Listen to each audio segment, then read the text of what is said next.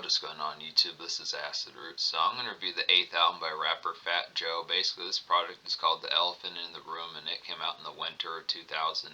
So the thing about this particular product is off the past several albums from Fat Joe. Previous to this one, Fat Joe would at least get one or two hits off of some of those that were particularly large and signature to the 2000s. In 2004 it was Lean Back, in 2005 it was Get It Poppin', and so much more, some of those type of hits, and in 2006 it was Make It Rain with Lil Wayne as far as those pitches gonna happen. Now, the secret thing about Me, Myself, and I from 2006 was it did actually have a second single that just didn't chart very heavily whatsoever and no drama, but it's just kind of within the pitch that Fat Joe would at least get one, sometimes two hits off of each of his albums, and this album was no exception. But this is a highly inspired Fat Joe on here. Did like this one a lot better than Me, Myself, and I, although nowadays I'd probably like Me and Myself and I a lot better. I'd have to say it just has some good tones for that, but this is a pretty compacted type one. Just has the composition, some good stuff on here.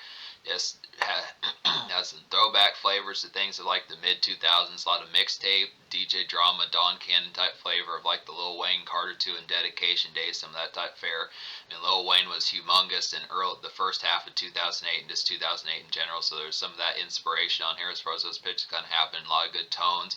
And the thing about this particular product that's so awesome is just the fact that it has like some New York flavored productions on here, but it also has like the flavor of like dance life and overall social outs. It's not as isolated as Me, Myself, and I was just within that pitch. It's a little bit more, it's a little bit less formal, a little bit more just kind of ousted, and has more times for just like some jive and pitches like that as far as those kind of particular pairs we kind of go along with it. So it's just some good type fare. I do like the composition. That's probably this album probably has one of Fat Joe's overall best singles. I think it's a career highlight in the song I Won't Tell. I would definitely feel like it has a great hook from Jay Holiday on that particular song, and he really hones and harnesses the Notorious B.I.G. on this particular song. It feels like something that either Biggie or Big Pun would have done back in like the 90s and early 2000s as far as those pitches kind of happen, just within the tone of some of that. It really has like that suave kind of New York brush in like the winter time. I'd have to say within that appeal, a good aspect to kind of get some of that. But yeah, this is a very composed album. I would definitely say this might as well be one of Fat Joe's overall best albums. Now, like I was saying, I would probably have to raise the score depending upon how it were off of Me, Myself, and I. Reviewed that back in the winter, but still a pretty good pitch. There are plenty of good gems on there. And then I would also say the 2005 album All or Nothing had some good gems on there. Had a few singles, some Lil Jon beats, and Eminem features, some of that type fare. Had a bunch of good bops in there. I'm eventually going to get to that one, but some good type fare. Do like the composition of this project. So yeah, there were two singles here. The unfortunate thing is one of these singles didn't really do that terrific whatsoever, but I'm glad that it was at least attempted as far as those pitches going to happen. But I Won't Tell is the first single. So this has Jay Holiday on the hook, which is a cat that doesn't super commonly get features for like R&B hooks, but it was pretty good, suave concept to get back in late 2007 pitches like that. It's like an excellent kind of wintry makeshift commute in motion to kind of get within this song. Just reminds me definitely of like 90s Biggie. I'd say something that he would have done with like One More Chance remix or one of those type of ones. Fucking You Tonight with R. Kelly, some of those type of songs in particular as far as that particular suave type fare kind of goes. Just really feels like 1995, 1997. Some of those typeness is kind of getting this like a suave step out kind of get here. Just excellent type fare. Real hooky. Just like to appreciate the appeal behind this one. Just a butter smooth type song. Just has a lot of good just overall appeal behind it. I definitely feel like it's an underappreciated song just within these times that I'd say. It's just kind of the conduct behind it. I look after these particular. And the thing about Fat Joe around this time was I think enough folks were still kind of reeling from Make It Rain as far as those pitches can happen. That was such a dynamite song around that particular time. I think it was like a top 10 single on like the Billboard 100, so that was a big deal. But Fat Joe came back within the next year as far as those pitches can happen. This was right on the heels damn near of Me, Myself, and I. Was just kind of the pitch that it just kind of felt overlooked around this particular time. This song did pretty modestly around this time. It's just kind of the concept that I think folks were kind of paying more attention to like Flo Rida and like Lil Wayne and Birdman and some of those type folks, but it is an excellent type of feel. This is a real nice one kind of get here. This has that New York type flavor, just a big city type winter brush, kind of have like some commute going to airports and subways and pitches like that. Just the commerce of just looking fruit up and just having some good times with that commerce of just more elegant kind of ladies fair just within the tone. But has a nice, it's just a nice brushy type one. Ain't Saying Nothing's the second single. Now, it's too bad that this song didn't chart better. It was a nice trendy Miami type one. It's like a pounding kind of southern fried nightclub noise kind of get here. It just feels like something off a DJ Khaled album or like a Rick Ross album. It sounds like a vintage Dre hook from Cool and Dre. I would definitely feel like a good combination to get this particular song, and this has some great DJ Khaled flavor. Like I was saying, it's a pretty hot song. This is the pitch. So this just feels like something ripped out of 2006, early 2007, some of those type fairs. It really has that particular type flavor about it. Plies is on this particular song, which is pretty good. And he was pretty popular on this particular time, so it's a good type cameo kind of get on this particular one. But it just feels like something that Rocco would have done, or one of those type folks. Rocco, Rick Ross, Briscoe, some of those type folks that were kind of popular in like the first half of 2008. Blood Ross, some of those type folks just be able to get that. But the standard kind of Miami fried. That's the thing. I like that Fat Joe kind of has some Miami flavor on this particular album. You'll notice on this particular product that Fat Joe kind of, I think he did live in Miami for a particular time. He kind of had like a second home set up in Miami as far as those pitches kind of happen. So he is part of Terror Squad, and DJ Khaled is a part of Terror Squad as far as those pitches kind of happen. So it's kind of like his like Southpaw kind of home as far as those pitches kind of happen. To just switch from New York State Affairs, which was kind of more the concept of Me, Myself, and I. So that one was a little bit more of a brazen type project, but this one just has a lot more kind of this spread out type appeal and this overall socialness it kind of gets. It's just within the tone of having some of that. A lot of these songs on here do feel like the Miami Fat Joe, like he would be on like Make It Rain and some of those type of appeals. But Ain't Saying Nothing's a good type one if you do like songs like Make It Rain or Get It Poppin'. So yeah, basically there's 12 songs on this particular album, and I wound up recommending 9.5, so that's a pretty good pitch. The only two songs I don't recommend in any fashion would just be Preacher on a Sunday Morning and then That White. So basically That White was just kind of a poor DJ Premier type beat. Didn't really appreciate that one. It was probably the one that stood out the worst in terms of like the context of some affability towards it. Just felt like, I don't know what the direction was kind of trying to go with that. I mean, I realized that DJ Premier is a pretty excellent producer from like, East Coast hip hop as far as that particular kind of goes, but him being on a production way out in late 2008, it's just kind of, it just felt, I don't know, I don't want to say it felt out of the element, but this is kind of the concept just made question whether DJ Premier beat would have kind of been in like 2007, 2008, late 2000s type fare, because it didn't really feel like 90s type fare, but it just kind of felt like one of the more awkward ones on there that just didn't really nail it.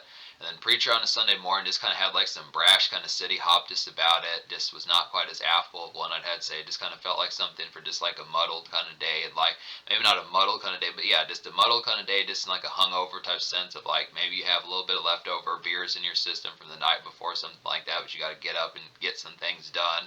It's kind of the composition, but it just didn't really nail it nearly as well. It's not too commonplace a song to really have for much aspect to really have like the dazzle of really listening to. But yeah, I just would have to say it's a 9.5 out of 12 on here. The Almost song is 300 Brawlic, so it would damn near be 10 out of 12 just to say. So the score I'm going to give this album, me recommending 9.5 out of 12 on here is just a solid 9 out of 10. Now, if it were 10 out of 12, it'd get like a 9.5 out of 10. If it were 11 out of 12, it'd get a 10 out of 10. But just being able to say, it's 9 out of 10 just within the pitch, almost like an 8.75. But I do at least halfway appreciate the song 300 Brawlic. I'll go ahead and talk about 300 Brawlic to get that one squared up. So this is basically like some mixtape like Fury, I'd say, just a more abrasive kind of street cut. Just kind of a song that shit is real, some Mean Mug type music pitches like that, I'd have to say. Good Night Fair, I'd have to suppose within that, but this kind of has like an iffy beat. This really feels like something ripped out of the 300 movie, just what I'd say, just a real type one. It's kind of, the grit on this particular song, 300 Brawlic, is just more abrasive than most of the particular product about it. It's just kind of just a clean cut, kind of just cleave as far as that particular pitch kind of goes. Just a little bit more of like a gnarl type one. It's a more violent type scene like a movie. You'd probably suppose about that, just where the shooting's kind of having something like that. But just kind of within the aspect, just looking after it. I mean, I like this particular one, but the production on here is just not quite as full blown. This is really one that feels this is one that really feels more amongst like the Night Fair as far as those pitches gonna happen. It's not so much of like a get tore up type song. It's just probably one of the moments like off of Me, Myself, and I, just in a more real type conduct, just within the pitch behind it. Just got some work to do pitches like that, just kind of in a more grit and Hustler's Makeshift type tone, just within the fair behind it. It was just kind of the aspect of just a real talk type song kind of get. But it's kind of one I'm on the fence, but I just feel like the production on that particular one, I do like some of like the pounding kind of operatic kind of like Gladiator like feel of the particular song, but this was not as emphatic in terms like intoxicating kind of way is what was probably necessary. It's just within the tone. But yeah, so every other song in here I recommend, solid 9 out of 10. So I do like some of these Carter 2 throwbacks. It's definitely some excellent type fare. I feel like The Fugitive is an excellent example of that. I think some of these productions were by the Street Runners. Some of these productions were by Street Runners, so it's a good excellent type fare. But The Fugitive is like a throwback to Carter 2 and DJ Drama mixtape. Solid, I'd say, about some of this type fare. It's a good city hop to kind of get here, some city hop rumination, I would definitely feel like, and this is just like some dope kind of gritty tracks that I'd say. So it goes within the same combination of 300 Broad, but it's just a little bit more relaxed within the tone, just kind of the pitch. I mean, it's a little bit frenetic, but it's just kind of more of just something you'd listen to with a little bit of paranoia after smoking, some pitches like that, just standard night commerce pitches, some of that type fare, gas station run. Just go and get like some Taco Bell late night fare, good type concepts for some of that. The Crack House is a real excellent one. Now this has Lil Wayne on here. He's only on the chorus, but still an excellent type pitch. Just typical, just pretty much like a pseudo sequel to Make It Rain within the tone, spiritual sequel to that. Maybe not as casual single ready, but it does have the appeal to being able to get towards it. It's like a spiffy kind of 2000s New York flavored nightclub hop to kind of get within that tone. Just a great buzz single and Lil Wayne cameo to kind of have on here. So it's probably one of the best songs on this particular album. It's an underappreciated song. It's definitely one that I would play for folks if folks really thoroughly enjoy Make It Rain or just looking for some more cameos like that. More songs like Make It Rain and that song with DJ Khaled, We Taking Over, some of those type ones that are classic Lil Wayne and Fat Joe kind of team ups. And about all that, some of those classic Lil Wayne, Birdman, Fat Joe team ups, just a lot of these have that blistering kind of appeal. This is no exception one. This is a real pounding type one, just some New York type flavor. Just basically the concept of getting like a standard kind of ringtone rap time. It's a concept of getting like a standard kind of ringtone rap kind of club hop type song just with a more New York flavor. So it's a good concept. I like that Fat Joe on this particular album kind of did some ringtone rap on here and just some club hop type noise, but then just brought like the New York aspects about it so they weren't seen as much of squares compared to like how things kind of were more in like 2005, 2006. So it's a good type tone, kind of get some of that. Another one that's pretty similar to the Crack House is Drop with Jackie Rubio and Swizz Beatz. I'd have to say this is a good tone. This is another nice one. This is like more good 2000s New York dance crunk to kind of get here. It just has a pounding kind of Swizz Beatz. It's like a pounding kind of Swizz Beatz jumper. I would definitely feel like, and this feels like a promo cut. I would definitely have to say pretty hot song. There's some good type tones. So yeah, this one, I like this particular social step out noise to kind of get out this product. Just a lot of this has blistering type appeal. This works for a pretty good city hop type appeal.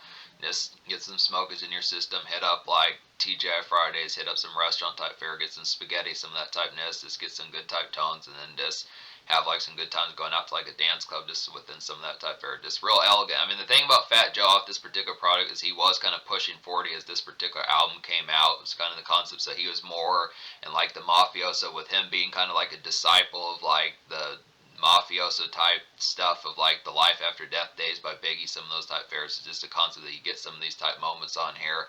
It just kind of feels like something that's a good concept about Fat Joe in like the late 2000s. Is a lot of this feels like something Biggie would have done had he made it to 2006 and 2008, but particularly with this particular album, it really has that emphasis of just something that's kind of pseudo what Biggie would do were he still here. But it's just some good tones. I feel like there's some songs like that. Definitely feel like I Won't Tell is like that. Definitely feel like My Conscience is like that. Definitely feel like in some senses Drop is like that, and I feel like The Fugitive is kind of like that. Some of those type ones, and probably Kill All Rats, some of those type ones. I get the feeling Biggie probably would have done some mixtape type fare from DJ Drama. I think it just probably more than likely would have happened, but just within the tone. So Coca Baby is a nice one. It's like a further kind of big city night venue excitement to kind of get within that tone. Just goes great with Crack House, like I was saying. This is like a lively. This goes great with Crack House. I would have to say it's like a lively and jumps things type song kind of get here, and it's pretty nice overall one to kind of get. So it's just within the tone. Do you like the tempo of this particular one? The drum effects on this particular song work pretty damn well. This has some good tones for that. Real nice poundiness about this song. Just a little bit more lively about it. It's more of like a dance step or a little bit more. The song is a little bit more of like a dance step or a little bit more for like ladies jive and just twerk action as far as those pitches kind of happen with some of that type fare. It's more standard dance type crunkness. I'd probably say the Crack House and Coca Baby are the ones that have the most dance appeal within it. I do feel like I Won't Tell is like a nice one to kind of have like some noise, white noise, and like a night venue, but it's not as much like a dance pounder. And then Ain't Saying Nothing. It's just kind of more of like mug type music, just kind of more lean like a cholo type fare as far as those pitches kind of happen. But I look after it's just within the pitch of like there are some dance cuts on here. Just it's kind of not maybe not as blistering as like Make It Rain, but I do feel like the Crack House definitely competes with it, and so does Coca Baby within a lot of ways. Another Miami flavored type one to kind of get on here is Get It for Life. This is pretty excellent type one. This is like a paced kind of late 2000s Rick Ross, DJ Khaled kind of Miami flavor to kind of get within that tone. Just a night, and this is like a night cruise around. I would definitely feel like some CD glamour to kind of have, and this is like a quick pace kind of one, quick time. This is like a quick times kind of quick living type fare to kind of get. So it just feels like a leftover from Rick Ross's Port of Miami or Trilla, some of those type fares like that CD kind of Miami glamour. Just some neon pink skies, pitches like that. You'd have to say within the tone behind it. Definitely, I do like some of this. Like I've said, I like some of this DJ Khaled, Rick Ross type flavor. These are just some ones on here, so it kind of has like a certain meld to that within a particular tone. Songs like "Ain't Saying Nothing" and "Get It for Life," some of those type of ones. There's probably at least one other one I'm not thinking of. I think at least there's a couple that kind of have that particular tone in certain renditions, like the Crack House, I'd have to say. But if you do miss some of that Miami flavor from DJ, or if you do miss some of that Miami flavor from Fat Joe, this is like another good song for that. KAR Kill All Rats is a real highlighted one. It's like definitely an excellent throwback to mid 2000s kind of hustle flair, like the Carter 2 Money on My Mind type days, and like some of those type of songs off of like the Carter 2 and Like Father Like Son with Birdman, some of those type of pitches. Yeah, with some of those aspects, like Stunt Like My Daddy, Money on My Mind, some of those type tones, is some of that mixtape type fare. Dedication to the Carter 2, Like Father Like Son, some of that type fare just feels like excellent conduct to get a lot of that good type dope mixtape flavor. I'd have to say, and it's a great song to toke to. So I haven't talked too commonly about these smoke up type songs. I feel like it's definitely some excellent conduct to kind of get on here, but it's not as full blown notioned as far as having some songs to really get tore up to. Like both the singles are great songs within a night venue setting, but it doesn't actually depict like the concept of toking up and just really getting tore up or stoned as far as those pitches gonna happen, getting hella drinks in your system. I mean, a lot of this does have the ambience of having some extra drinks around, just kind of in the proximity, but it's not like it's as much full blown odes as far as that particular kind of goes. Just kind of it's there, but it's just kind of within the tone. I feel like there are some ones I would have to say. I think I'd probably say the Crack House is a nice song for that. Coca Baby's a nice one for that, and like Kill All Rats is a nice one for that. Some of those type ones, My Conscience, some of those type tones is just kind of within the aspect of just saying that it's not as much on full blown display, but it is a good aspect that it can be kind of extra aspects just within that tone if that's something you desired within the pitch. But I do recommend it obviously to toke some of these just within the tone. But then My Conscience is a nice one. This has KRS-One of all people as far as this pitch can have an excellent type tone. This is one of the few songs I can think of that he was on past like the early 2000s, I'd have to say. So interesting cameo for him. There's like a glaring kind of night commerce, I'd have to say, and some paranoia about that. Just a big city kind of snack run and late chores kind of get done as far as those pitches kind of happen. Just standard tasks wrap up pitches like that, and like the commerce past probably like 7 o'clock p.m. Some of that type fare, especially in a winter setting. That's like some regular fun to kind of have. So just some smoke up just within that night type commerce, gas station run, some of that type of goodness kind of get like a burrito, something like that. Some of those good type concepts just within that fare. So yeah, that's the concept about this particular album. So it gets a solid 9 out of 10, excellent type fare. Probably one of Fat Joe's best, I'd have to say, just within the pitch behind it. Although, like I said, I probably would have to debate whether I'd raise the score of me, myself, and I as far as those pitches going to happen. But there is more Fat Joe on the way as far as those pitches going to happen. So the social score, that's kind of interesting. I think I'll give the social score probably actually like a 9.5 out of 10. I feel like there's enough of this. I do like the aspect that Fat Joe improved upon the concept, is getting a lot of these strengths, making New York rap in like the mid-late 2000s when ringtone rap and like snap rap and some of those type subjects were kind of taking over. This is an interesting aspect that brought the fight back and was able to do it. Does have some ringtone rap on here. Songs like I Won't Tell, Ain't Saying Nothing, and the Crack House are some good singles for some of that. There's some New York bounce on here. Songs like Drop and Coca Baby and like some of those type ones, some of those particular type ones. This has a good city hop and paranoia type aspect about it. Just some good concepts for out and about and snack runs, just pitches like that, night commerce, just good night activity, just overall thrills about it. So very compacted type product, mixtape type flavor, definitely takes it back to the Carter 2 for folks that remember those days. Dedication to Carter 2, some of that type fare, just excellent typeness to throw back to mid 2000s. Good concepts. Fat Joe's pretty good lyricist, so it has some pretty excellent type fare. The budget's on here, the beats are pretty hot. It's just within the tones, it has a lot of good stuff on here. So in terms of the future, Fat Joe does have some products that he put out since at least 2021 or the early 2020s as far as those pitches going to happen. There might be a retirement, but hopefully that doesn't happen as full blown, because I think he was working on like a mixtape or something like that. I know he at least put out like a mixtape recently called What Would Biggie Do, something like that. I know he snagged like an Eminem feature, so there's been some good concepts that he's done like the 2020s, but I'm going to get to some more of these. Definitely going to get to some more 2000s Fat Joe pitches like that. He has plenty of these hits to get to, but this is a real excellent type project here. Some winter brush, some New York flavor that makes it interesting with that particular particular aspect, and just some good overall bounce and a very inspired project.